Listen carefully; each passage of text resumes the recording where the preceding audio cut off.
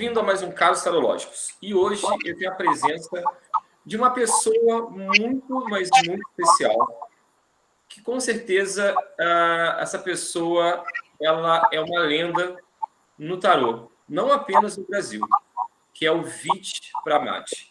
Vit, seja muito bem-vindo aqui ao nosso programa. Obrigado, eu estou muito grato e feliz de compartilhar contigo, Cal, e com todos vocês aqui este programa. Estou muito satisfeito.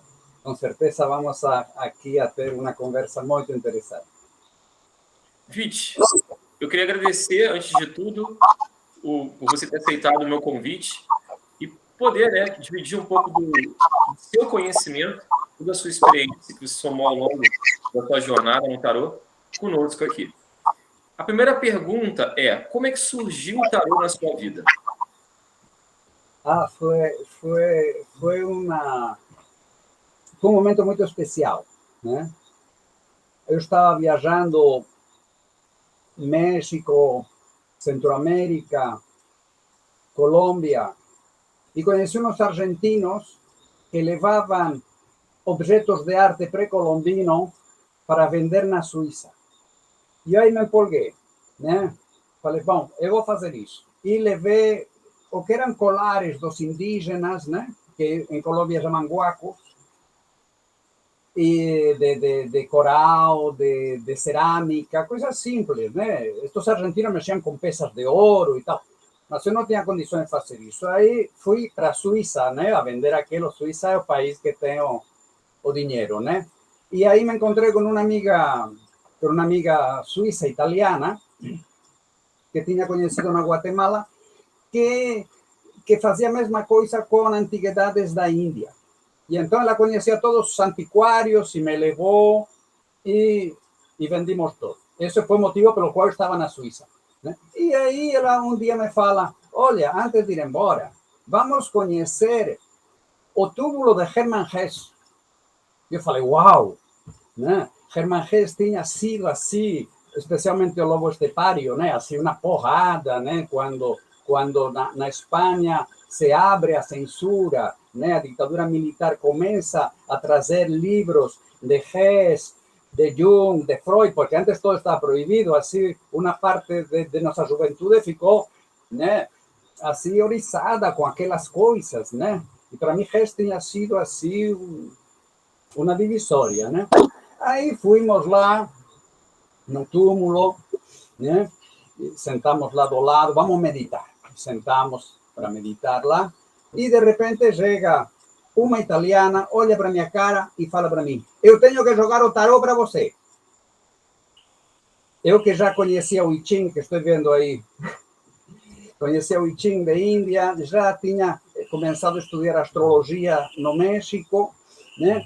De repente aquela mulher coloca o pano em cima do túmulo de Hesse, acho que Hesse gostou, né? E começou a jogar o Rider White. E para mim foi uma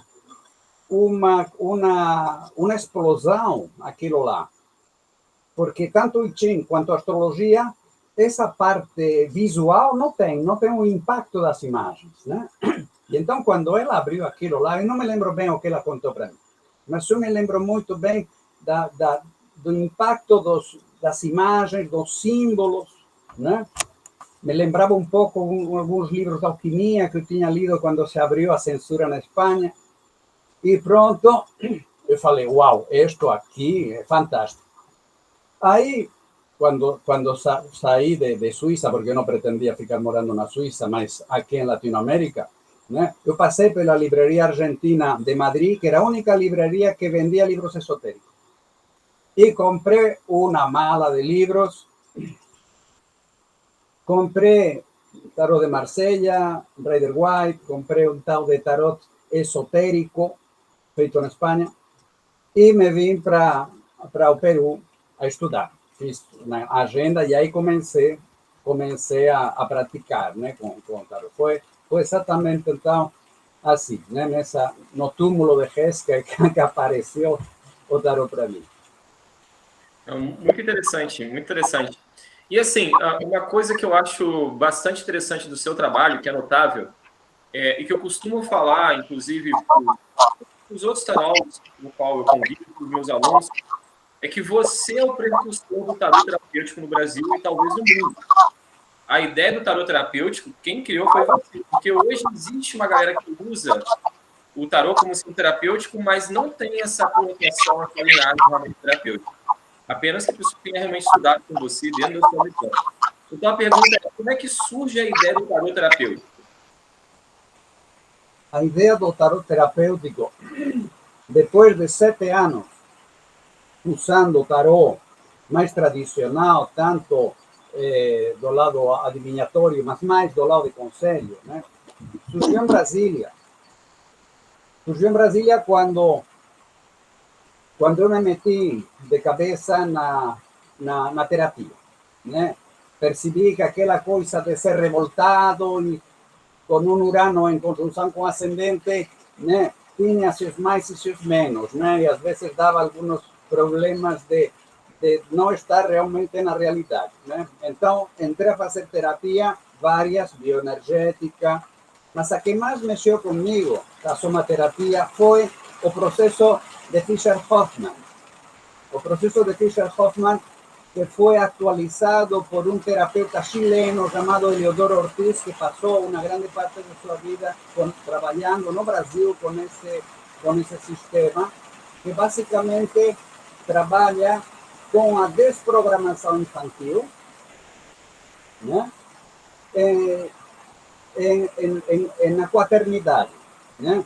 Corpo físico, emoções, mente e energia, né? Aí eu me meti, isso mudou muito a minha vida, e de repente, também com os conhecimentos que eu tinha de astrologia, falei, mas são os 4 paus dos arcanos menores, a quaternidade que se trabalha, aí nesse Fischer-Hoffmann são os 4 paus, então podemos usar os arcanos menores, né, para conhecer em profundidade, né, a pessoa. E então, a partir de aí, comecei a desenvolver esse método, claro, com os arcanos maiores também, como princípios universais, né? Comecei a desenvolver esse método a partir de 1987.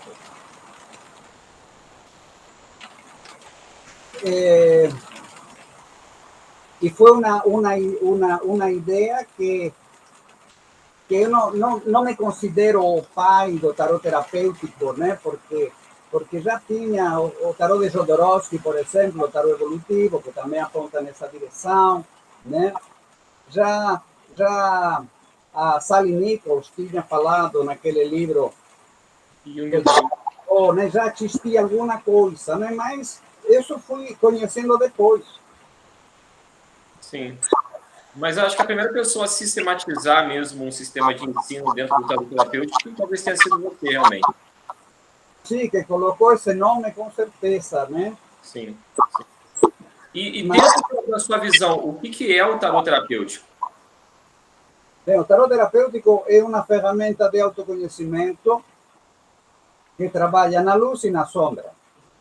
Na luz, ajudando a pessoa a conectar-se, a reconectar-se com sua essência, com aquele ser mais autêntico e verdadeiro que não foi programado, né?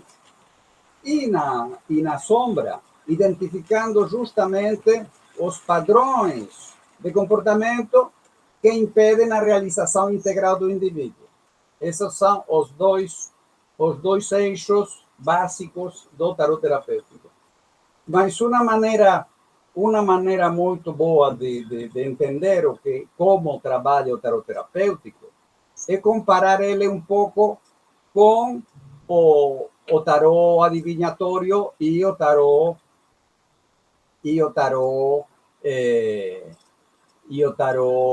de aconselhamento, né? Então, por exemplo, né? O objetivo do tarot adivinhatório é conhecer o futuro, né? O de aconselhamento é resolver ou ajudar a resolver as questões ou problemas que o consultante traz, né? E o objetivo do tarot terapêutico, na minha visão, é ajudar a pessoa a ser mais ela mesma. Porque eu acredito que o ponto é esse, né? Não é ajudar a pessoa, de repente, a ficar rica ou a ganhar a Jennifer Lopez, né? Mas a ser mais ela mesma. Eu acho que essa é a missão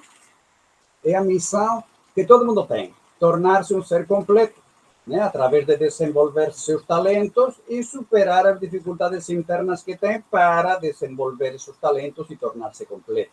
Né? Outro ponto é o centro da leitura, né? O centro da leitura para o tarot adivinhatório são os acontecimentos geralmente futuros, né? Para o tarot de aconselhamento são os problemas que a pessoa traz, né?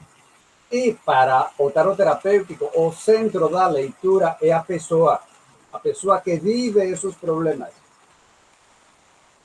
Outro ponto é uma diferença em relação à questão do destino, né? Para o tarot adivinhatório, o destino está escrito, Maktub, fodeu, né? Eu percebi isso está muito forte, né? Eu vi que o tarot adivinhatório, especialmente aquele tarot adivinhatório mais tradicional, reduzia a pessoa à categoria de frango de granja, né? Porque não, tua vida vai ser esta, pronto, acabou, né? O tarot de aconselhamento, evidentemente, bem, podemos mudar nosso destino a partir das iniciativas que tomamos, perfeito. Mas, para o tarot terapêutico, podemos considerar que o destino é o retorno da inconsciência. Isto é, se precisamos, né? Isto são coisas de Jung, né? Se precisamos trazer para o consciente uma coisa que está no inconsciente e que geralmente nos manipula, então vamos estar atraindo sistematicamente situações que nos obrigam a encarar isso.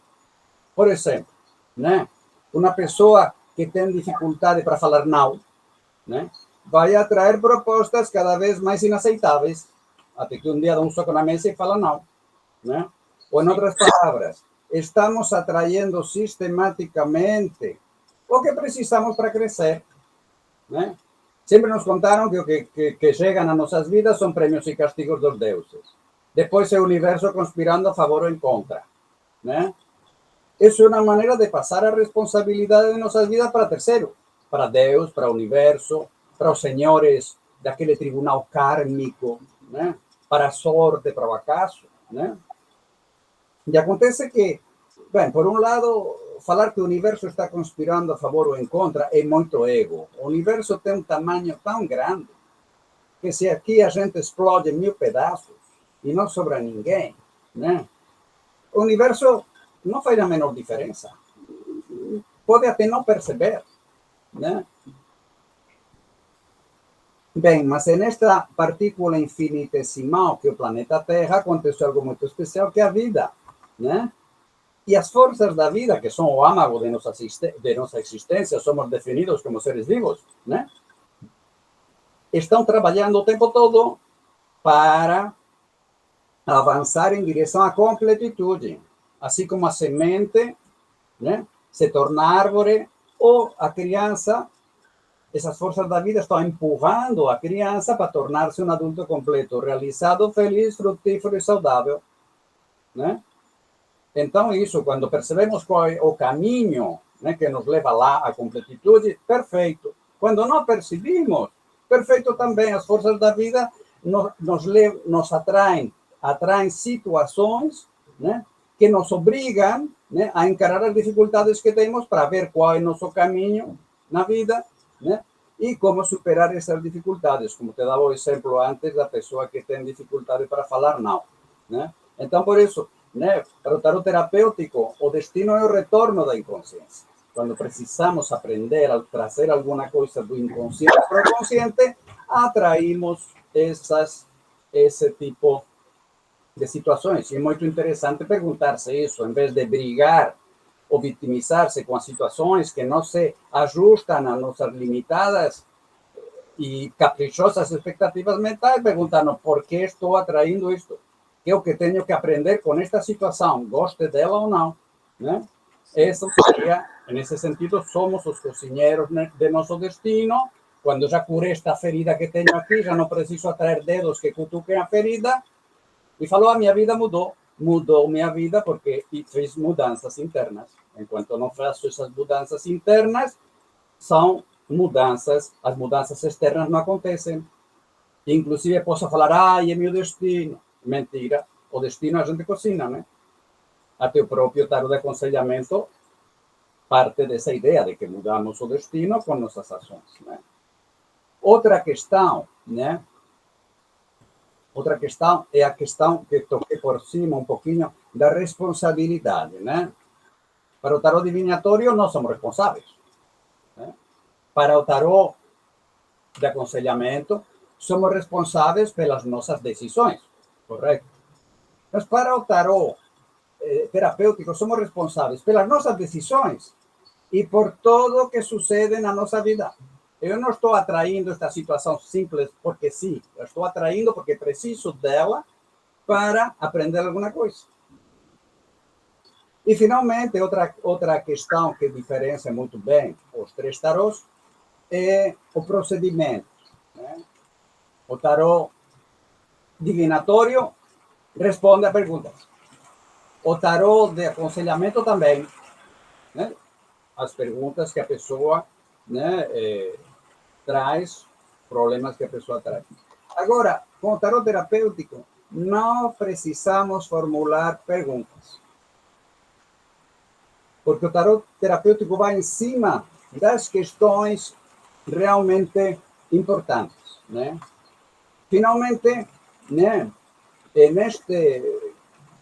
neste mundo, né, muitas pessoas, né, estão muito desconectadas de si mesmas, né? Podemos dizer de sua essência, de seu ser verdadeiro, né? E olha, né, quem está conectado com o ser verdadeiro a nível corporal é o sistema imunológico. Quem fala eu no corpo físico, o sistema imunológico, e olha como está o planeta, né, com a pandemia, né? Então, muitas vezes, as pessoas, essas perguntas, não têm nada a ver com elas. São delírios da mente, do ego, né? Sim. Agora, um tarô bem magnetizado, né? Isso podemos falar depois também, capta em profundidade o consciente, o inconsciente, os desejos, os anseios, né? E, na hora de abrir, coloca questões muito mais essenciais para a pessoa que aquelas perguntas. Se as perguntas realmente têm a ver com o ser verdadeiro, são respondidas. São respondidas através das cartas que aparecem na posição do método, né, onde se orienta a pessoa a tomar certas atitudes, né? E se as perguntas, e muitas vezes a pessoa traz algumas perguntas que depois de ter feito a leitura muito mais profunda, percebe que aquela pergunta não tem nada a ver. De fato, Cal, em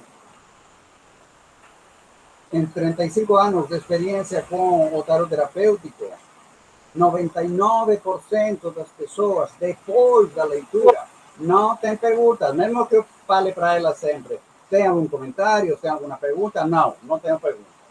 E esse 1% são mães que têm filhos adolescentes e estão querendo, porque eu não falo do filho adolescente, né, na leitura, eu falo da pessoa, né? Então, que tem filhos adolescentes que estão aborrecendo, né, as mães. E as mães pedem alguma orientação, né, para administrar esses filhos adolescentes. Assim, eu queria abrir uma coisa, eu queria falar uma coisa que é importante, que é uma discussão que eu sempre tenho, que eu converso muito, mas e queria frisar, gente, não estou puxando o saco, nem nada do tipo aqui não, mas essa é a verdadeira abordagem do tarot terapêutico. Porque hoje em dia existe muita coisa por aí embutida no tarot terapêutico. E existe uma coisa muito grande, porque eu costumo falar, Viti, muitas pessoas, elas têm vergonha de fazer o trabalho como um tarô divinatório e acabam usando o nome terapêutico, fazendo, na verdade, um uso do tarô divinatório enrustido com vergonha por medo de aceitação, entendeu? Mas esse é o verdadeiro tarô terapêutico que o Vit faz, e vem desenvolvendo isso há muito tempo. E é interessante porque é uma visão que todo tarólogo deveria ter, porque coloca a pessoa, principalmente no caso, o consulente, a pessoa para quem o tarólogo está lendo, dentro do centro da realidade dela.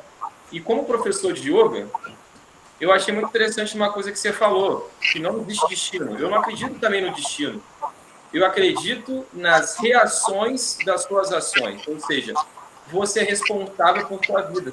E muitas vezes na vida que a gente faz com tarô, com astrologia, com qualquer outro tipo de oráculo, a gente tira a nossa responsabilidade como ser humano e coloca em cima do oráculo. Compreende, Vit? Acho que eu quis acrescentar um pouco aqui nos comentários, mas não estou puxando saco. Mas muito interessante o seu trabalho. Agora, uma coisa, para fazer o uso do tarô terapêutico, o que é preciso? Queria te perguntar sobre o lance da magnetização e tal. Sim, basicamente seriam três coisas, né? A primeira seria uma boa magnetização, a segunda seria um tarô adequado e a terceira seria um sistema de leitura que esteja inserido dentro dessa proposta do tarot terapêutico, né? Então, eu estava falando antes da magnetização, né? Cada pessoa, cada tarólogo, evidentemente, pode desenvolver uma maneira de pedir ao consultante que magnetize o tarô, né? Eu faço um sistema. Claro que antes era mais presencial, ahora é mais online. Presencialmente se pode fazer uma magnetização mais completa, né? Então, o que eu peço para a pessoa é que pegue presencialmente, né? Que pegue, depois de eu embaralhar, invocar, né? Invocar a minha parte divina, né? Pedir as cartas que, pela força do amor, ajudem, né? A ajudar essa pessoa a crescer, né? A ser feliz, a ser mais ela mesma de ser feliz, né? Aí eu explico para a pessoa como faz essa magnetização, né? Então peço para a pessoa pegar o baralho assim e mandar ondas que vêm do coração, né? Assim como o coração, quando pulsa, ele manda sangue pela aorta, manda também ondas de luz que descem pelo braço esquerdo, o braço mais próximo do coração, né? Chegam nas cartas, deixam sua energia nas cartas e voltam pelo direito, fechando o circuito, né? É uma coisa assim. Sem juntar as mãos, porque a energia é meio baiana, meio preguiçosa. Se tu juntas as mãos, a energia não vai para o baralho, a energia passa de um corpo que tem a mesma substância que outro, né? Em vez de pular para uma substância diferente. Então tem que ter as mãos nas pontinhas. E aí vai fazendo durante um tempo, 1 minuto e meio, mandando essas ondas de luz e criando uma bola de luz, né? Pedindo para a pessoa, por favor, não tenta definir mentalmente a cor da luz, deixa que saia que tem que sair, né? E depois eu peço para a pessoa, isso aqui na parte presencial, porque na parte online isso já não dá para fazer, né? Que a pessoa coloque as cartas, né, com a cruz para fora nos chakras, começando pelo Hara, plexo solar, cardíaco não é necessário que esteja mandando energia do coração durante 1 minuto e meio, 2 minutos, laríngeo, terceiro olho e coronário, né? Usando a respiração, né? A pessoa inspira, por exemplo, com as cartas aqui, né? Inspira, concentra toda a sua energia no terceiro olho, e quando solta o ar, manda a energia que concentrou aqui no terceiro olho para as cartas. E vai fazendo em todos esses centros energéticos.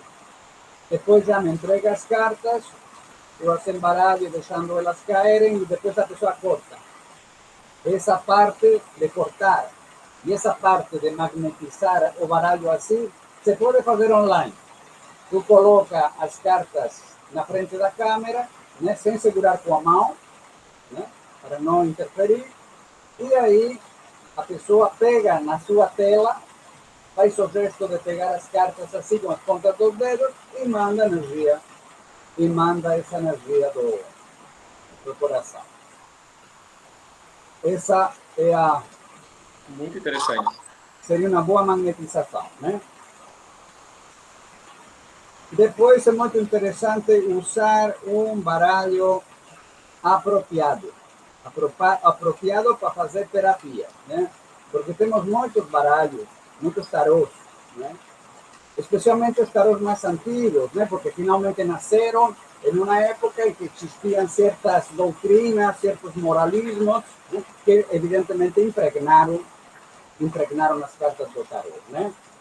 Então, alguns baralhos modernos também continuam com esses moralismos, essas doutrinas, né? Por exemplo, a ver, vou aqui compartilhar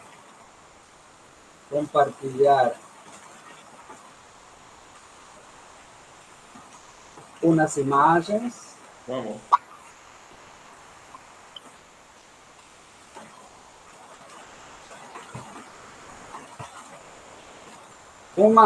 Uma primeira questão, né?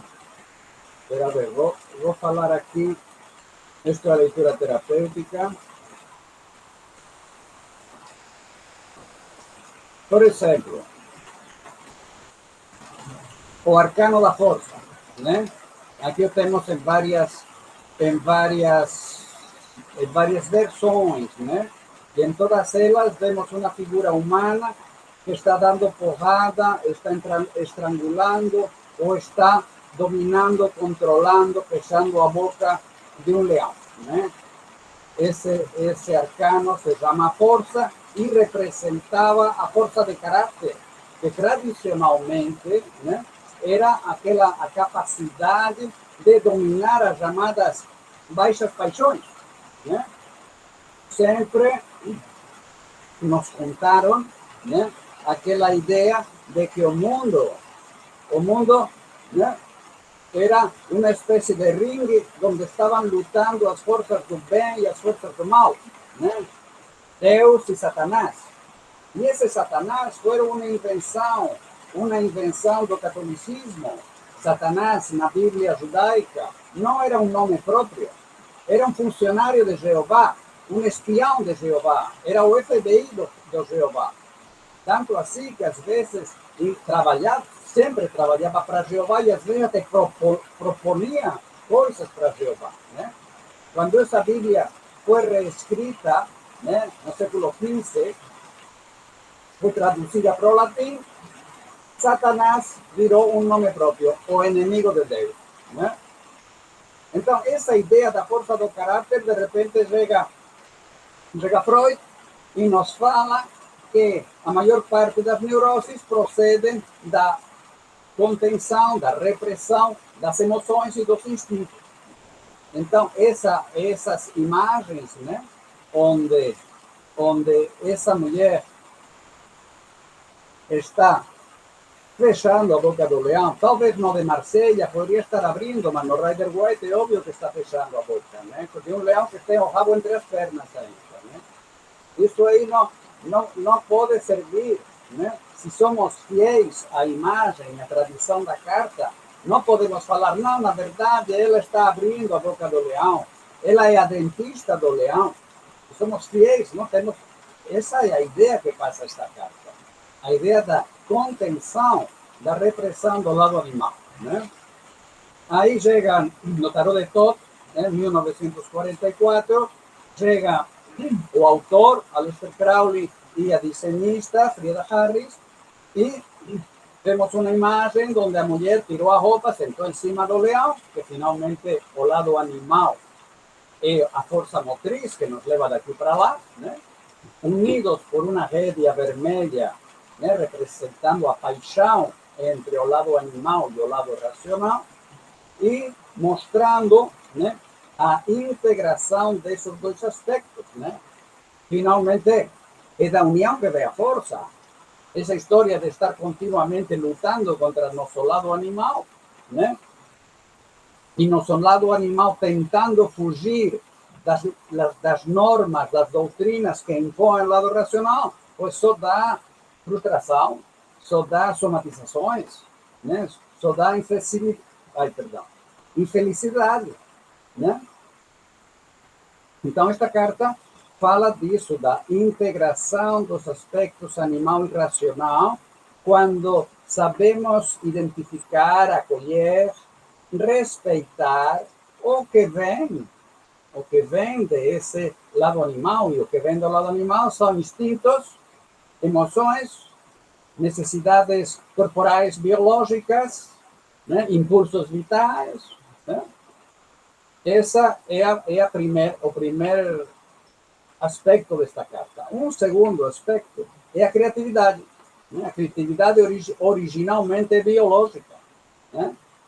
Então, essa criatividade, que originalmente iria para dar continuidade à espécie, enchendo de moléculas o planeta, é elaborada, né, pela mente, pelo lado racional, e expressada em um amplo leque de possibilidades criativas que são representadas por estes chifres serpentes que estão saindo da matriz. E tem mais. Bem, tem outra coisa. A carta Crowley Harris se chama Last. Last, a tradução literal de Last é luxúria, que é um significado mínimo para esta carta. Poderia ser traduzido como um desejo veemente, mas ainda assim fica curto. Eu prefiro chamar esta carta de tesão. De tesão, no sentido, como falou do tesão o Roberto Freire, né? Aquele impulso do inconsciente cheio de energia, de entusiasmo, de prazer e de criatividade. E tem mais, falava, né? Esta mulher sentada em cima do leão está representando o novo modelo do feminino. Já não é aquela mulher submissa que abre mão de seus talentos para ficar cozinhando para o marido e os filhos, arrumando a casa, né? É a mulher da era do Aquário, né? Uma mulher dona de seu corpo, de sua sexualidade, de seu tempo, de seu bolso, de suas decisões. Afortunadamente, não é só o tarot de Crowley que nos passa ideias de integração entre o lado animal e racional, como, por exemplo, o tarot da Golden Dawn, o tarot cósmico, estes três tarots que estão aqui. Outra carta que também ficou muito prisioneira àquelas doutrinas, moralismos da época, é o demônio, ou o diabo, né? É um ser esquisito, né? Forjado pela mente, aí aglutinando toda uma série de características assustadoras, né? Sentado em cima de uma pedra ou de um pedestal que representa a matéria, porque a matéria, né? Para aquela tradição, a matéria era ruim, né? Se queríamos salvar a alma, tínhamos que negar o corpo, né? Tínhamos que doar para a igreja as indulgências para poder passar menos tempo no purgatório, né? Então, este ser tão esquisito, que até autores mais modernos, né? Não só autores antigos, mas Oswald Wirth fala que expressa o desejo de satisfazer suas paixões a qualquer preço, né? A excitação exagerada e o uso de meios ilícitos. Olha, aqui estão os bandidos, os políticos, né? A franqueza que dá lugar a influências deploráveis. Outro cara mais moderno ainda, o Stuart Kaplan, né? Aquele que é o dono da uma das maiores editoras de tarôs que tem no planeta hoje, que escreveu o tarot clássico, né? Que foi um livro que todos os tarólogos limos, né? Da pensamento. e escreveu a enciclopédia do tarô em não sei quantos volumes, né? Também o diabo é o portador da morte, da desgraça e da miséria. Personifica aquele que pratica o mal sem considerar as consequências que acarreará sobre os outros, né? Isto é uma visão assim muito limitada. Aí vem, né, outros tarôs, desde o de Eliphas Levi, o tarô de Balbi, o tarô de Toto, até o mitológico mesmo, né, que já nos passam outra ideia, né? Já essa estrela de 5 pontas está apontando para cima, faz o gesto do mago, solve e coagula, as asas, né, são de anjo, não são asas de morcego. E dos quatro, mais interessante é o tarô de Crowley, né, que mostra um ser da natureza. Já não é algo montado, não é uma montagem da mente, é um ser da natureza. É a Capra falconeris, Marhor. Marhor, assim chamado, né, no Paquistão e no Afeganistão, nas estribações dos Hindukush, perto dos Himalaias, né? E é um bode que tem os chifres em espiral, como você vê na imagem, né? E ele representa, a nível humano, os instintos, as forças que nos mantêm vivos como indivíduo e como espécie. O instinto de defesa, o instinto sexual, o instinto de preservação e o instinto gregário, que nos leva a juntar-nos, né? Não tem nada de negativo, né? E ainda representa o prazer, representado aqui nestas uvas que tem na cabeça, tá vendo? Né? E a natureza trabalhou em cima do prazer, né? Tá vendo esta imagem aqui? Esta imagem aqui é um clítoris. A natureza se esforçou para desenvolver na mulher este órgão, né? Podemos chamar assim, né? Para ela ter prazer e fazer mais sexo e garantir a continuidade da espécie. E ainda tem mais.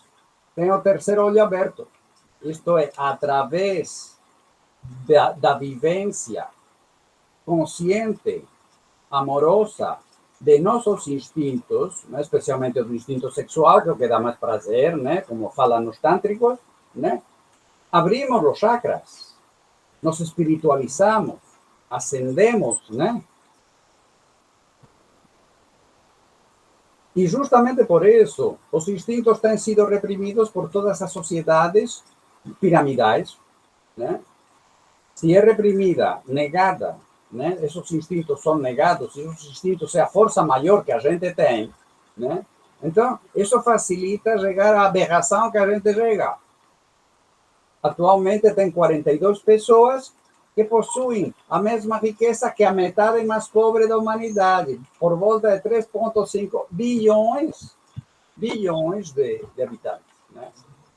É muito forte tudo isso. E ainda, homens e mulheres seminus nos vendem qualquer porqueria através da propaganda, né? Então, o que eu sugiro, né? O que eu sugiro é que quando a pessoa vai comprar um tarô, que olhe essas duas cartas. A carta da força e a carta do demônio, né? Que isso já lhe vai dar uma ideia de se esse tarô já vem com uns pressupostos da nova era ou ainda continua amarrada, né? Aqueles moralismos, doutrinas, dogmas, preconceitos, etc., né? Sim. Muito interessante, não, muito interessante mesmo essa abordagem, que é uma visão mesmo que quebra, porque o tarô é um zeitgeist também, um espírito do tempo, a gente tem que pensar nisso também, né? Quando a gente vai fazer uso do tarô. Muitas pessoas, elas usam determinados decks de tarô sem usar, inclusive, toda a potencialidade daquele determinado deck, né? Como é o caso, inclusive, do tarô de Thoth. Como é que surge o tarô de Thoth na sua vida, o tarô do Crowley? Eu queria te fazer essa pergunta. Olha, eu tinha contado que enchi uma mala de livros e me fui para o Peru, lá nos Andes, nas montanhas, perto de um vilarejo chamado Pisac, que agora virou muito turístico porque tem umas ruínas, né? E aí comecei a fazer enfim, a fazer uma agenda, juntando todas aquelas informações, né? E naqueles momentos tinha muita gente, né? Muitos viajeros e tal, que queríamos construir comunidades alternativas, né? Comprar uma terra, de preferência perto de Machu Picchu, né? Para criar essas comunidades, né? Então surgiu uma ideia de ir a Colômbia, comprar esmeraldas na Colômbia, vender elas na Espanha ou na Europa em geral, né? Para juntar o dinheiro, porque eu tinha uma parte desse dinheiro, mas quando fui a pegar esse dinheiro no banco peruano, o danado do funcionário me identificou e eu fui assaltado 10 minutos depois de sair do banco com o dinheiro. Uau! E no mercado de Cusco, quando eu passei muito tempo do tempo que eu estava morando em Cusco, tocando violão e passando chapéu no mercado. Então as pessoas me conheciam como, né, o cara que vem a cantar. Esse cara não le vas a roubar, né? Então 10 minutos depois de sair do banco me roubaram todo. E eu tive que inventar essa ideia, essa história de passar por Colômbia, por Bogotá, comprar esmeraldas com o último dinheiro que eu tinha e dos amigos que se juntaram e ir na Europa vender as esmeraldas. E voltei na livraria argentina. E me encontrei com o Tarot de Tot. E aí foi amor à primeira vista. Só que ainda o livro estava em inglês. Não tinha no livro. Não estava ainda traduzido para o espanhol, nem para outro idioma, que eu soubesse, né? Então aí eu voltei com esse tarot para o Peru de novo, para alavancar essa ideia da comunidade. E uns meses depois, uma amiga minha me mandou desde Inglaterra The Book of Tot. Aí comecei a estudar, a traduzir e enfim, a entender o Tarot de Tot, porque antes eu estava entendendo bolufas, né? Era assim foi como entrou o Tarot de Tot. Mas para fazer uma leitura terapêutica, né, não é só necessário uma boa magnetização, né? Não é só a questão de usar um tarot limpo desses moralismos, mas também de usar um sistema de leitura adequado, né? Eu sei, nos meus primeiros 7 anos, antes de começar com o tarot terapêutico, usei a Cruz Celta. A Cruz Celta e aquela outra que funciona com as 12 casas astrológicas, né? Que chamam de mandala astrológico, né? Aí, quando venho já em Brasília essa ideia do tarot terapêutico, eu ressignifiquei a Cruz Celta. Deixei praticamente a mesma imagem e lhe di significados diferentes, né? Vou colocar aqui. Por favor. Vou colocar aqui, então, de novo as imagens, né? Mas também apareceu? Cartas comuns sombrias. A ver.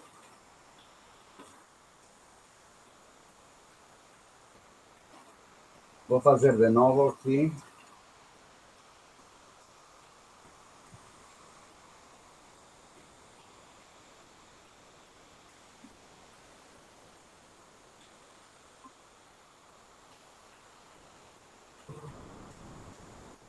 Apareceu a imagem, né?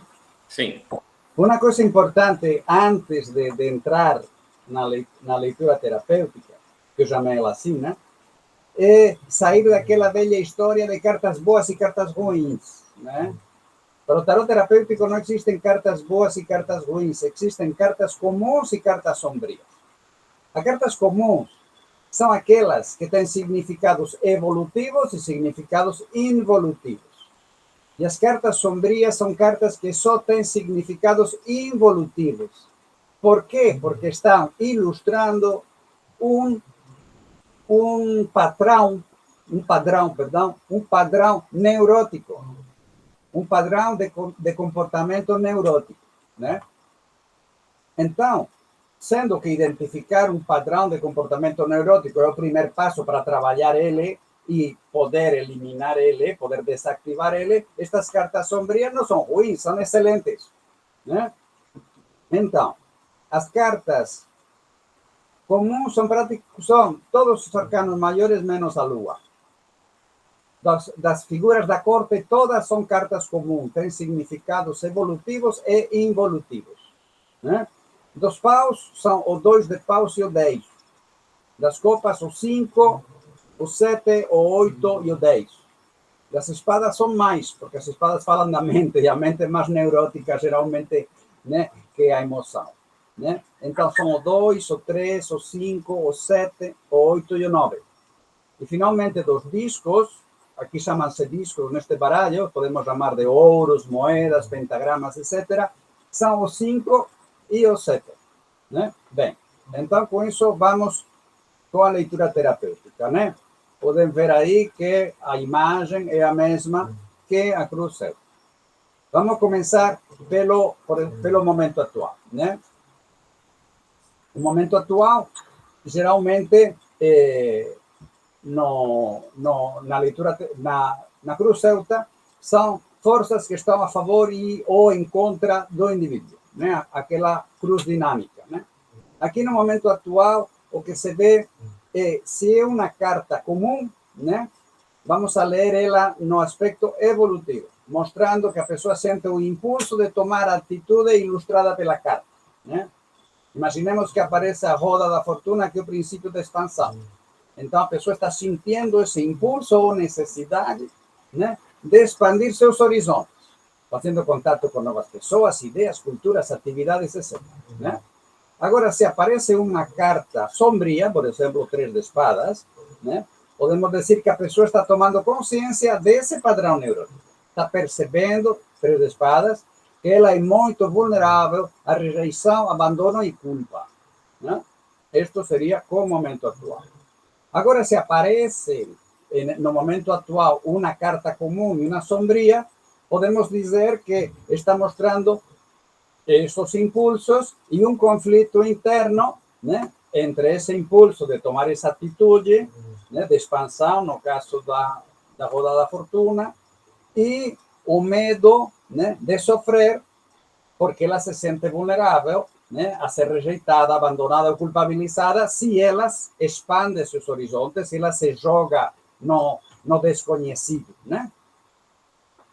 Isso seria o momento atual. Depois vamos com a âncora. A âncora, que eu chamo de âncora, na cruz celta tradicional, seria o passado. Algo que está no passado e que tem uma influência no momento atual, né? Eu chamo de âncora por aquela coisa na linguagem marinheira, né? É aquele pedaço de ferro duro e pesado que até que os marinheiros não içam das águas não tão transparentes do fundo do porto, isto é, do inconsciente, né? Até a luz, até a consciente, até a luz do convés, né? Esse barco não sabe. Então, podemos dizer que é uma dificuldade interna crônica, né, que impede de crescer e que pode e precisa ser eliminada. Também o tarot não vai mostrar aí padrões de comportamento neurótico que a pessoa, nestes momentos, não tem condições de trabalhar ainda, né? Então, é algo que a pessoa pode realmente trabalhar e precisa trabalhar, né? Então, se aparece uma carta sombria, identifica exatamente o padrão neurótico que precisa ser desativado, né? Se temos aqui esta carta, que é o 8 de espadas, vai mostrar um sistema de autointerferência, de autossabotagem, né? A pessoa, quando sente um determinado impulso, especialmente um impulso de expansão, como mostra Júpiter aí na carta, né? Logo vem à mente né, inventando pretextos e justificativas para boicotar, né, para que essa pessoa não se jogue nessa aventura, né? Por isso eu chamo esta carta da mente grade. Ficamos atrás de uma grade, né? A imagem mostra umas espadas formando uma grade. Isso é uma carta sombria, né? Agora, se é uma carta comum, né? As cartas comuns, né? Podemos ler elas por excesso ou por falta, né? Aparece o imperador aí, né? O imperador pode ser lido, né? O imperador tem dois lados, né? Por um lado, o lado evolutivo do imperador é eu sou autoridade, eu sou quem manda, eu defino meus objetivos e com método e organização atinjo meus objetivos e os materializo, né? Agora, o lado sombrio do imperador é o psicopata, aquele que tem medo e necessita se impor em cima dos outros e usa seu poder, seja econômico, familiar, político, etc., para dominar os outros, precisa dominar os outros, né? Então, se essa carta se pode ler por excesso ou por falta. Se é por excesso, será por excesso no seu lado involutivo, será por um excesso de querer mandar em cima dos outros, esse psicopata que estava falando antes. E se é por falta, né, é a pessoa que lhe falta o lado evolutivo, isto é, ela não realmente não manda na vida dela, né? Ela não manda na vida dela, ela não consegue definir seus objetivos e muito menos concretizar eles, né? Projeta, geralmente, o que acontece é que projeta esse lado masculino materializador, né? O projeta em cima dos outros e fica enganchado em pessoas que expressam de uma maneira acentuada autoridade. Então, às vezes ficamos assim, bem, então será por excesso, será por falta? O que nos vai ajudar, né, a definir se é por excesso ou por falta, não é só nossa intuição, mas também é a relação dessa carta com essa carta número 7 que está embaixo, que é a voz da essência, né? Se a essência está pedindo alguma coisa, e essa solicitude da essência nos ajuda a definir se essa carta da âncora se vai ler, caso de uma carta comum, por excesso ou por falta. E também com a carta que vamos a ler depois, que é a carta número 9, que é a carta da infância, né? Que é a carta que mostra a programação infantil, porque esses padrões de comportamento neurótico crônicos procedem geralmente da infância, né? Os psicólogos concordam que nos 7 primeiros anos é forjado o caráter a partir das proibições e estimulações, né? A partir das expectativas familiares, né? Então vamos com a carta da infância, que na cruz celta era aquela coisa inconsciente que estava por trás, né? Então na leitura terapêutica é a programação infantil. Como essa criança foi programada. Se aparece uma carta sombria, isto é, que ilustra um mecanismo neurótico, né? Pode estar mostrando uma característica neurótica do ambiente familiar que a criança de alguma maneira incorporou, né? Ou também pode estar mostrando um padrão neurótico imposto, né, pela família, a partir das experiências que a criança viveu. Temos aí o 8 de copas. O 8 de copas é a carta clássica da tristeza, da apatia e até da depressão. Pode ser a característica do ambiente familiar ou pode ser que, em função das experiências que essa criança viveu, foi ficando cada vez mais triste, né? Se, por exemplo, não se lhe deixava ser ela mesma, né? Se é uma carta comum, podemos ver o aspecto evolutivo da carta, né? E interpretando que aspectos ou talentos essa criança teve que reprimir. Por exemplo, o cavaleiro de copas, né, é aquele que toma iniciativas claras e decididas a partir das emoções, né? É fogo e água, né? Impulso e emoção. Então, essas iniciativas que a criança tomaria foram reprimidas, né? Ou podemos ler a carta em aspecto involutivo, né? Que traços da personalidade ela teve que adoptar, né? Por exemplo, aí o aspecto involutivo do Cavaleiro de Copas, né? É o carente. O Cavaleiro de Copas, quando ele não opta por atividades que o deixam nutrido emocionalmente, fica um tremendo carente e um tremendo sedutor. Estão vendo aqui o pavão aqui embaixo? Né? Então, ele se torna um paquerador compulsivo, né? Isso seria um carente, né? A criança se torna um mendigo de amor, né? Depois, quando cresce um pouco mais, pode tornar-se paquerador. Nos relacionamentos amorosos, né? Já nunca vamos a falar como está o relacionamento, quais são as tendências do relacionamento. Nunca vamos dizer esse relacionamento vai acabar bem ou mal, né? Ou como falava Woody Allen, tem relacionamentos que acabam bem e outros que duram a vida toda. Não. Nunca vamos, e menos ainda, falar de os sentimentos de terceiras pessoas em relação ao nosso consultante, né? Vamos a ter duas interpretações aqui nos relacionamentos, né? A primeira interpretação seria o que o relacionamento atual ou anteriores, se a pessoa não se está relacionando, ajuda a pessoa a, né?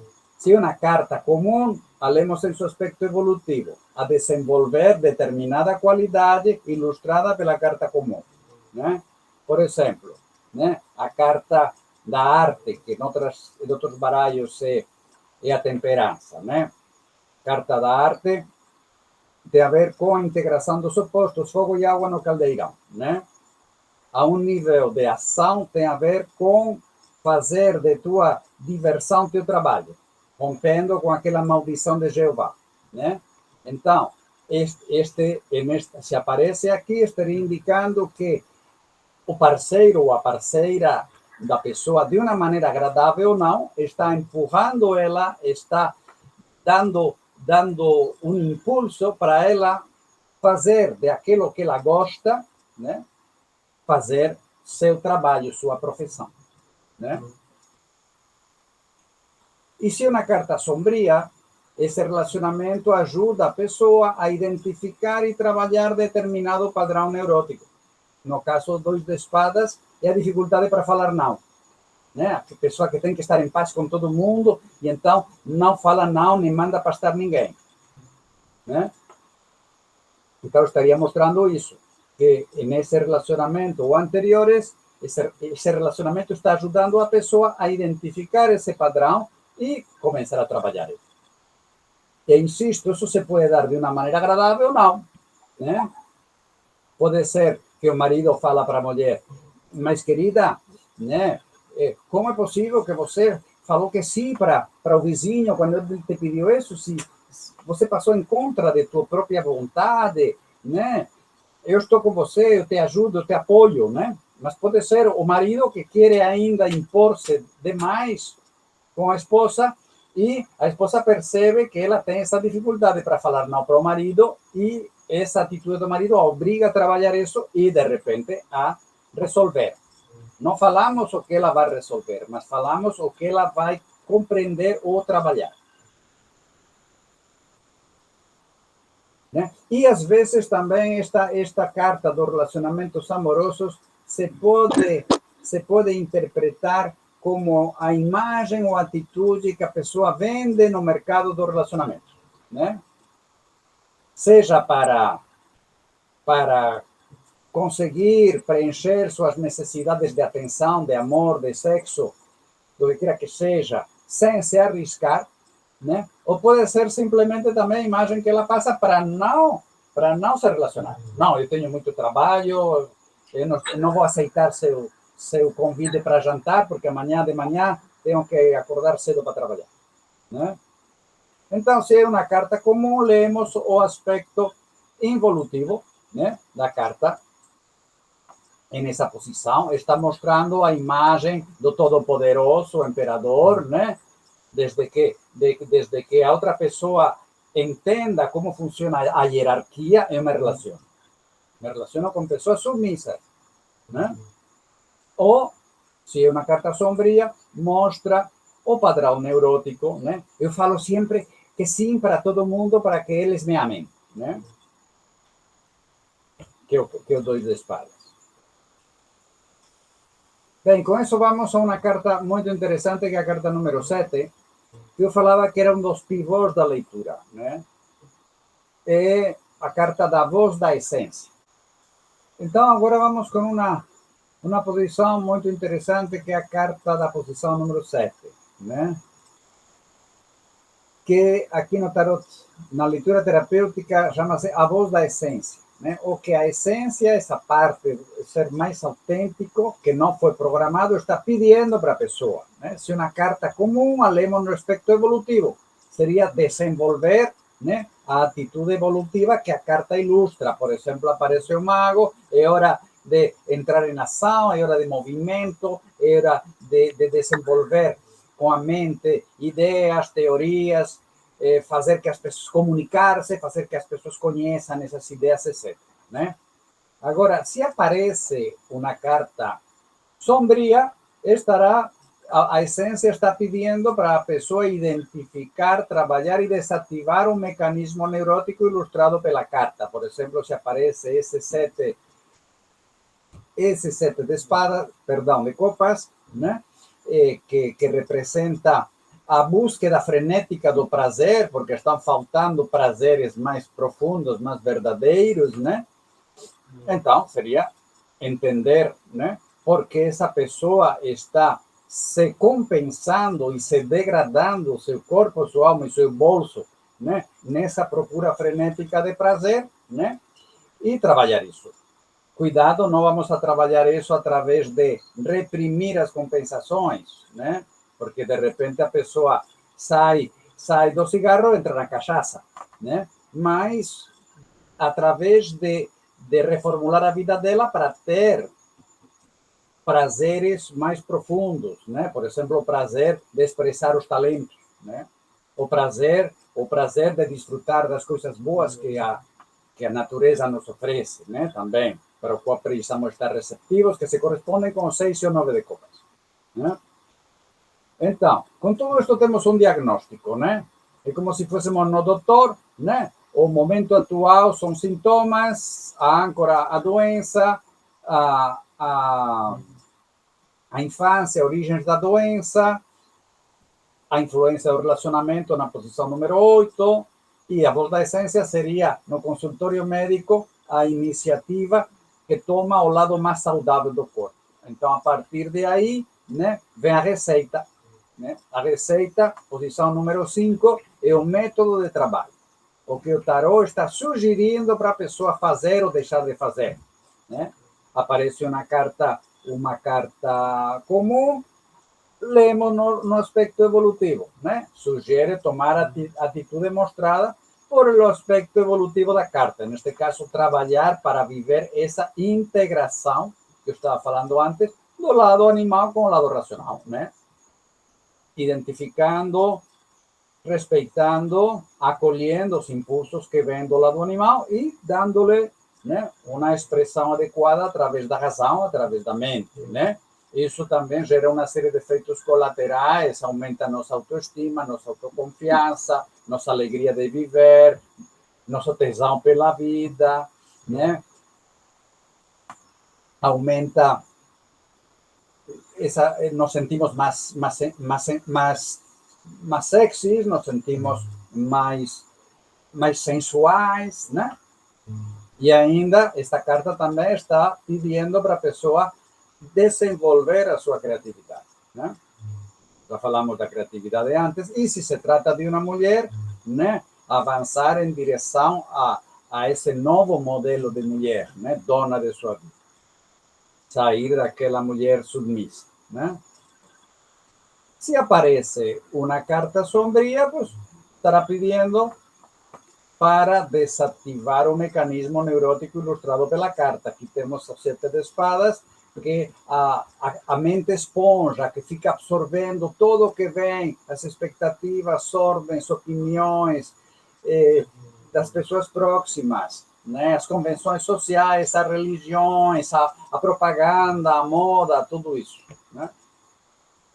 E com isso, né, sempre temos que ver que a carta da voz da essência e a carta do método têm que estar em sintonia, né? Isso é importante. Nos vai ajudar a interpretar as cartas. E depois, com isso, vamos ao futuro, né? No consultório do doutor seria a evolução do quadro na medida em que saiba usar a receita e entenda por que ficou doente, né? Então, aqui temos o caminho de crescimento, né? O caminho que está detrás da porta que se abre com o uso das chaves que apareceram nas cartas anteriores. Nunca este é o caminho de crescimento, é o que cai inexoravelmente de paraquedas na nossa sopa. Não é algo que está fatidicamente para acontecer, é a consequência de nossos atos, né? Então, se é uma carta comum, a leva no aspecto evolutivo, né? Onde a pessoa começa é uma palavra-chave para o caminho do crescimento, começa a entender e desenvolver as atitudes que essa carta está mostrando, né? Por exemplo, Cavaleiro de Copas, falava antes, né? Ela começa realmente a tomar iniciativas claras a partir de suas emoções, coisa que ela não conseguia fazer antes, né? Se é uma carta sombria, começa a identificar e trabalhar para eliminar o padrão neurótico, né? Com isto, vamos ao resultado. Na cruz celta, esta posição número 3 é a coroa, o mais elevado que a pessoa pode atingir, né? E para o tarot terapêutico, mais elevado é o resultado interno desse processo, né? Que é produto, né, de todo o processo. Então, se temos uma carta comum, né, vamos a lerla no aspecto evolutivo. A pessoa conseguiu identificar, entender e desativar as dificuldades internas que tinha para desenvolver plenamente, já não é começar a desenvolver, é desenvolver plenamente a qualidade ilustrada pela carta. Aparece a sacerdotisa, o princípio feminino universal, o princípio da receptividade. Essa pessoa finalmente se conectou com seu interior, né, com sua essência, e ao mesmo tempo está receptiva, ou beija nos braços, ao que vem de fora, porque sabe que está atraindo o que precisa para crescer. Então, nessa medida, está fazendo todo um aprendizado das circunstâncias que ela sabe que ela está atraindo. Ok?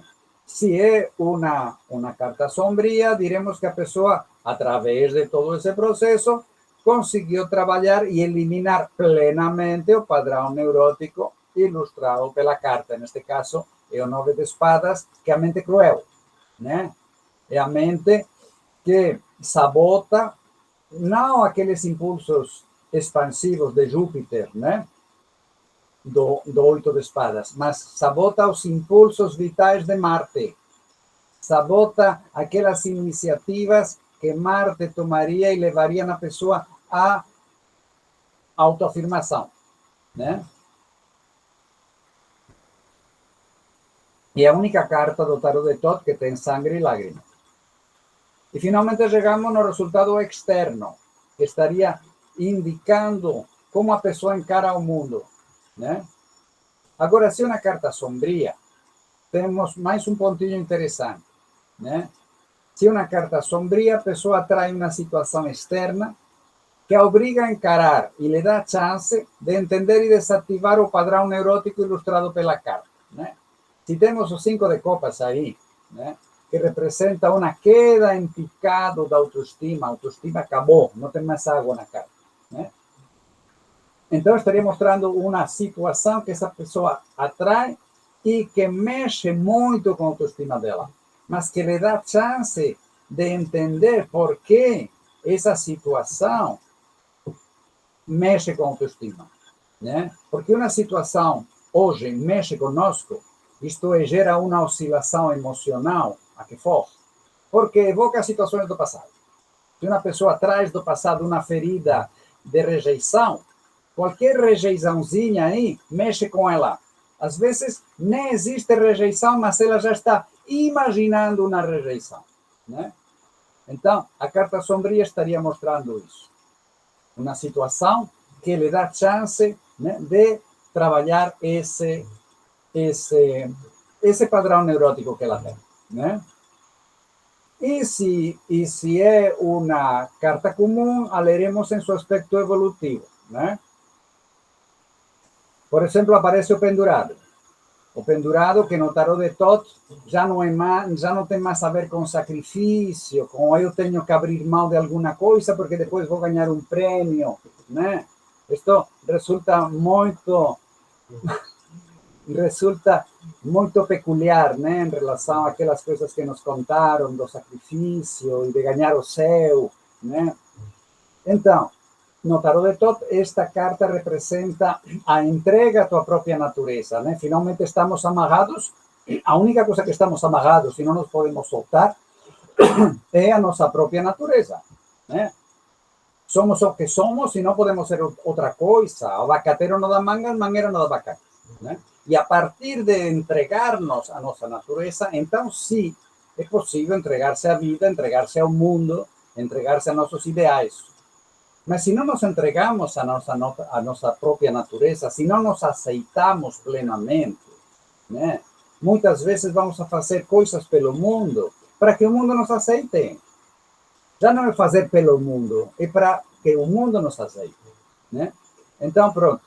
Esta carta mostraria que essa pessoa, né, está encarando o mundo a partir dessa atitude interna de entrega à sua própria natureza e, como consequência, entrega seus ideais, à vida, ao mundo, etc. Bem, pois aí está a leitura terapêutica. Podemos tirar mais cartas para algumas das posições, né? Por exemplo, esta já seria uma leitura completa, né? Onde temos 2 cartas para a voz da essência, 2 cartas para a âncora, 2 cartas para o método, tiramos mais 3 cartas para o caminho de crescimento e uma carta mais para cada resultado, né? Mas isto aqui depende muito da leitura. Às vezes não precisamos tirar tantas cartas, né? Outras vezes uma carta, por exemplo, uma carta da infância que mostra muito sofrimento, por exemplo, um 5 de espadas, né? Muita crítica, muita luta interna, né? Muita competitividade entre os irmãos, por exemplo, né? Então, seria bom colocar uma segunda carta lá para ver isso como que outros elementos, né? Essa criança viveu ou ela desenvolveu a partir daquelas situações que viveu. Então, esta é a leitura terapêutica. Muito interessante, Vit. Uma verdadeira aula que a gente está tendo aqui hoje com o Vit para mais. Muito legal. Antes da gente... eu queria fazer uma pergunta para você, mas antes, se as pessoas quiserem te... Eu vou colocar todos os links aqui embaixo na descrição do vídeo do YouTube, dos seus cursos e tal. E você está abrindo uma turma nova, não está? De tarot terapêutico também, nesse momento? Sim, eu estou iniciando este sábado um módulo prático, né? Eu dou uma formação em tarot terapêutico que tem vários módulos. Um é um módulo teórico, outro é um módulo prático, outro é um módulo vivencial, que é um módulo presencial, né?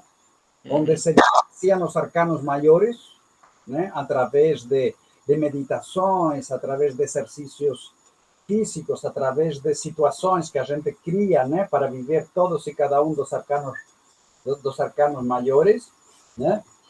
E também tem outro módulo que junta tarô e numerologia. Isto é, junta a partir da data de nascimento, né? É uma ferramenta de autoconhecimento a partir da data de nascimento, onde se definem desafios e lições de vida. Mas o módulo prático vai começar este próximo sábado, dia 12, né? E um módulo que vai falar pouco o que hemos falado aqui, né, da magnetização, da invocação, de como se prepara o espaço físico para receber pessoas e fazer as consultas, né? Mesmo que as consultas cada vez são mais online, né? E se fala da leitura terapêutica, como se embaralha também, e depois se analisam leituras de meus arquivos, e nos últimos são 8 sábados, e nos últimos 2 sábados as pessoas, no intervalo entre uma aula e outra, se jogam o tarô umas às outras, os alunos, e trazem a leitura para ser discutida na aula. Muito interessante. Esse módulo prático que começa... Se as pessoas quiserem se inscrever no curso, como é que elas fazem? Elas podem fazer através da minha página. Tá, eu vou colocar aqui embaixo, na descrição do vídeo do YouTube, o site do vídeo. Certo. Antes da gente ir para o final, que no final eu sempre peço para a pessoa contar um caso, algum caso envolvendo o tarô que tenha tocado ela, tenha mexido com ela. Mas antes disso, eu queria que você contasse para a gente um pouco das suas viagens, de onde você é, as experiências que você passou, os ensinamentos que você teve nessa jornada. Certo. Certo. Eu fui nascido no Marrocos. Porque você escolhe a hora que você nasce, né? O dia que você nasce é a hora, mas não escolhe o lugar. Quem escolhe o lugar são teus pais, né? Então, meus pais espanhóis moravam no Marrocos, trabalhavam lá. Meu pai trabalhava em uma fábrica de fósforos lá. Eu nasci lá, fiquei um tempo lá, 8 anos. Depois fui a morar com meus avós na Espanha. De aí fui a Madrid. Em Madrid estudei. Aí chegou aquele momento, né, que eu falei que chegaram livros, né, e chegaram livros de alquimia. E aí eu disse, não, mais parecido com alquimia é química, vou estudar química. Estudei com uma bolsa do governo, tinha perdido meu pai com 14, minha mãe com 16. Aí o governo me dava, a ditadura me dava universidade gratuita, livros gratuitos, etc. Eu comecei a estudar lá, me envolvi no movimento estudantil, até que chegou um momento em que eu fui pego em uma manifestação do 1º de maio, lutando pelas liberdades políticas, tudo aquilo, e eu perdi a possibilidade de continuar estudando e tive que entrar no exército. Y me mandaron no ejército en las Islas Canarias, en una isla para cuidar de un radar. Y lo que yo hacía era sentado con una ametralladora aquí y 6 cachorros, olhar o mar. Ahí de repente cayó a ficha. Química y alquimia no tienen nada a ver. Yo no voy a continuar estudiando química después de salir de aquí, ¿no? Y me encontré con un amigo que hacía viajes a India. Levava e trazia pessoas em um caminhão transformado em uma espécie de hotel para 11 pessoas. E meu avô morreu, me deixou um dinheiro, comprei o caminhão, me fui para a Índia. O caminhão se queimou em Afeganistão. Eu fiquei igual que nasci, né? Uma mão na frente e outra atrás. Meu violão se queimou tudo, dinheiro, tudo, passaporte, tudo, né? Um francês me deu umas calças jeans. E a partir de aí foi uma nova vida onde eu vivia no dia a dia, sem objetivos, né? Simplesmente continuar viajando, conhecendo, né? Aí percebi com os hindus, né, o coração que tem essa gente muito grande, né? Quando entrava em povoados mais simples, né, as pessoas me acolhiam melhor, né? E as pessoas, eu percebi que o 95% das coisas que a gente usa não são necessárias. Eu conseguia viver praticamente sem nada. E veia que os próprios hindus também, né? Praticamente os ocidentais chegavam lá e falavam, mas este povo é muito pobre, né? Mas não são pobres. Esse povo tem o que precisa e tem muito tempo livre. Né? Simplesmente não eram consumistas. não como nós ocidentais, né? E aprendi muito com eles, isso, a viver praticamente sem nada, em função de estar com eles e em função também de que eu não tinha nada, absolutamente nada. Eu viajava e comia quando alguém me convidava a comer. E aí conheci os sadhus shivaístas, que passavam a vida meditando, passavam a vida cantando, fumando hashish y viajando de unos, né, de unas festas para outras festas religiosas, né? Então me juntei com eles, né? E fiquei vivendo aquelas meditações e aquela vida do aqui e do agora, sem nenhum tipo de projeção no futuro, né? Foi uma experiência muito boa. Enfim, eu continuei vivendo nessas situações até que uns amigos meus se juntaram, fizeram uma vaquinha e me compraram uma passagem para voltar para a Europa. Cheguei à Europa, achei os europeus completamente doidos, né? Que não faziam contato uns com os outros, todos preocupados em ganhar mais dinheiro, em comprar o carro, comprar isto, comprar aquilo. Eu falei, não, eu não aguento aqui. Aí me fui para o México, e no México fui a parar a um povoado, a uma nação indígena chamada Huicholes, onde justamente pajé, no idioma deles, significa aquele que canta, o maracame. Nessa época você tinha lido Carlos Castaneda também, Erva do Diabo? Tinha lido Carlos Castaneda, por isso que decidi México, irme para o México, né? Que legal. Aí vivi quase 2 anos com estes indígenas que estavam praticamente isolados, né, da civilização ocidental. Os padres tinham chegado por aí um tempo, os jesuítas, mas foram expulsos, né? Então, eles mantinham integralmente todas as tradições, né? E o que me chamou muito a atenção daqueles pajés, que o nome deles é maracame, aquele que canta, é que, por um lado, ele ficava na frente do fogo, e o fogo falava para ele, e ele traduzia e cantava para as pessoas o que o fogo estava falando para ele. Isso era muito bonito, mas a cura que eles faziam, isso aí, eu fiquei de cara, né? Eu me encontrei com eles, com este pajé em uma festa, e me falou, tu has venido aqui a conhecer? E eu falei, sim, então vem comigo que eu vou te ensinar.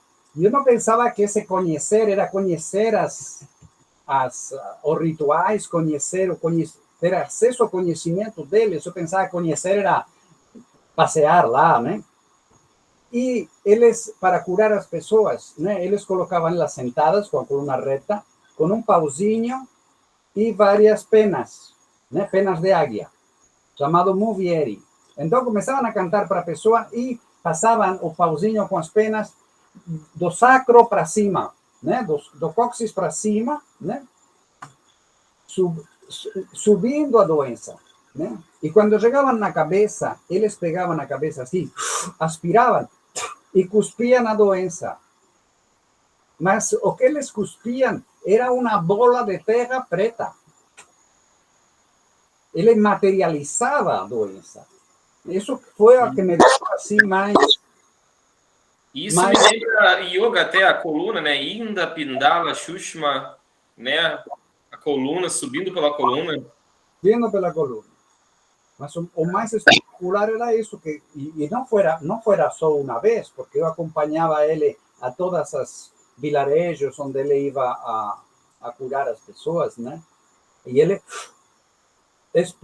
cuspia aquela terra preta. E ele já tinha bem visto de que ele não tinha colocado terra preta nenhuma na boca para depois cuspir, né? E o que me ensinou muito assim é aquela coisa da verdadeira comunidade, né? Onde todo mundo trabalha juntos, né? Isso foi uma das coisas que me chamou mais a atenção, né? A terra era de todos, todo mundo cultivava, plantava milho, todo mundo cuidava do milho, todo mundo comia do milho, não se dividia a terra, né? Porque finalmente a terra era a mãe que dava de comer a eles, né? Como iam a cortar em pedaços a mãe, né? E outra coisa era como eles cuidavam das crianças, eles muito amorosos com as crianças, né? E como deixavam as crianças ser elas mesmas, não ficavam aí tentando reprimir as crianças. Eu lembro um dia que o Maracá me falou para mim, não, até os 2 anos tem que deixar as crianças fazer o que elas bem quiserem. Claro, evitando que elas façam uma coisa perigosa, né? Mas se não é perigoso, deixa elas fazer o que for. A partir dos 2 anos que elas começam a racionalizar melhor, aí você lhe vai dando algumas, né? Algumas ideias, algumas instruções, né? Mas até os 2 anos, deixa ela. Isso me chamou muito a atenção. Era muito divertido ver aquelas crianças tão espontâneas, né? É mais ou menos o que eu faço aqui, que a gente faz com a Manuela, com a minha filha, né? Tem 2 anos e meio. A gente fez, né? Deixar livre até os 2 anos. É fundamental. Realmente. É fundamental. E quando desci da serra dos indígenas, aí me topei com os livros de astrologia e comecei a estudar astrologia. Essa história toda me levou até o tarô, né? Depois, com o tarô, fiquei trabalhando em Peru e na Bolívia, fazendo música também, mas já jogando cartas e dizendo, bem, cuidado, eu vou ficar mais tempo aqui em Peru e na Bolívia, porque eu sabia, na hora que eu cheguei no Brasil, eu não vou querer sair de lá. Eu vou me apaixonar pelo Brasil. Eu já tinha escutado MPB, já tinha escutado samba, já estava um pouquinho antenado, e efetivamente aconteceu assim, em 82, né?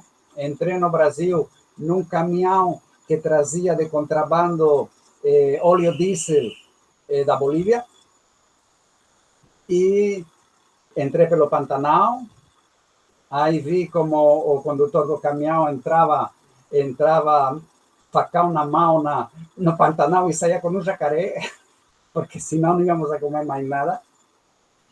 E a partir de aí fui ficando no Brasil, em muitos lugares, até começar com o tarot terapêutico em Brasília, já no 87. Depois tenho publicado livros, né, em vários idiomas, livros que estão disponíveis em PDF comigo, estão na Amazon, na Madras tem alguns livros também. Vamos colocar também os links aqui dos livros para as pessoas comprarem, quem estressar. Vamos colocar os links aqui na descrição. Perfeito. Mas muito interessante mesmo. Assim, na verdade, toda essa história de vida, ela já equivale a um caso tarológico, né? Eu não sei se você quer contar algum caso aqui para a gente hoje, para finalizar. Olha, como a pessoa não me faz perguntas, eu não entro muito na coisa da vida das pessoas, né? Uhum. Eu faço aquela leitura, pergunto, tem algum comentário. Então, ainda quando as pessoas estão muito acostumadas a tarô adivinhatório, algumas coisas... Eu lembro de uma senhora, um dia, né? Eu estava atendendo em Brasília, no sudoeste, e essa senhora, comecei a fazer a leitura e tal, e de repente me disse, não, eu quero saber o que eu tenho que fazer, quero saber se meu namorado vai voltar. E eu falei para ela, senhora, não era tão senhora, na verdade, era uma jovem, né?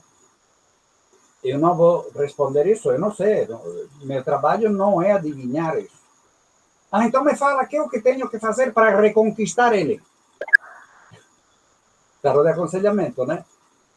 E eu falei, não, reconquistar ele, se isso acontecer, seria, em primeiro lugar, através de você cuidar dessa tremenda carência que você tem. Porque eu já tinha visto, né, nas cartas um processo, e no mapa astrológico, né, um processo de abandono muito forte, né? Então, ela tinha uma carência brutal. E, claro, ela se apegava demais às pessoas e as pessoas fugiam dela, né? E quando eu falei que não, que tinha que trabalhar essa carência, ela se levantou. Isto aqui não é terapêutico, nada. E foi embora. Foi embora. Saiu da mesa, da sala, foi embora, fechou a porta, bateu a porta, desceu.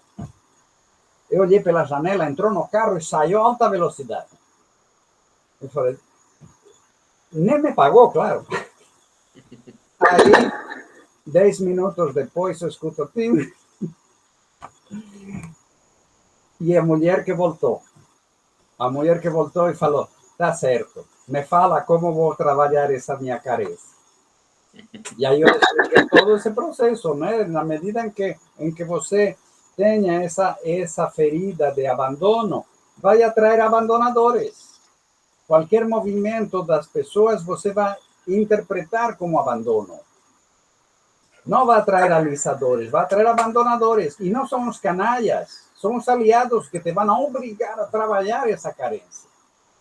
Né? Porque senão, se você sai deste aqui, este aqui foi embora. Aí você sai na esquina, vai encontrar outro igual.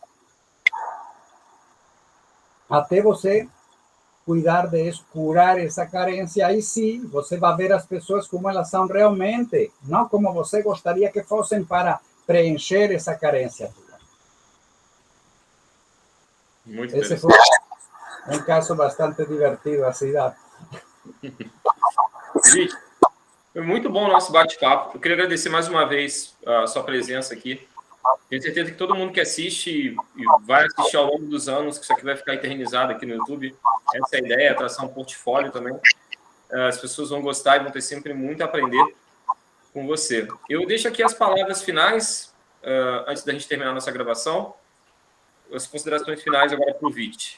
Não, eu agradeço você muito por dar essa oportunidade, né, de passar estas informações, né, para as pessoas, né. E eu diria especialmente as pessoas que se estão iniciando com o tarô, né, que elas definam claramente o que elas querem fazer, né. A partir dessas, se querem ajudar a pessoa a ser mais ela mesma, isto é, a sair do sofrimento. Se querem ajudar a pessoa a resolver seus problemas que muitas vezes as próprias pessoas inventam, porque não, esses objetivos que elas definiram, né, tem muito mais a ver com que os meios de comunicação nos falam do que a felicidade, da felicidade verdadeira, né, ou querem adivinhar o futuro, né, porque isso é importante para elas, né, fazerem um trabalho melhor, né? Em cada uma dessas áreas, né? Porque tem pessoas que dizem, não, se a pessoa quer adivinhar, eu faço adivinhação. Se a pessoa quer isto, mas quer orientação, eu dou orientação. Se a pessoa quer autoconhecimento, eu faço autoconhecimento, né? Mas cuidado, a pessoa, quem joga o tarô, tem que saber bem o que ela quer fazer com a pessoa. Não ficar em função, né, das expectativas eu acredito, né?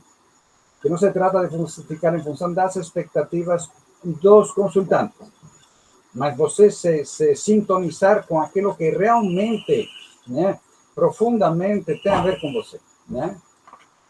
Sim. Essas seriam as minhas palavras finais. Muito obrigado, Vit. Queria agradecer a todo mundo também que assistiu até aqui.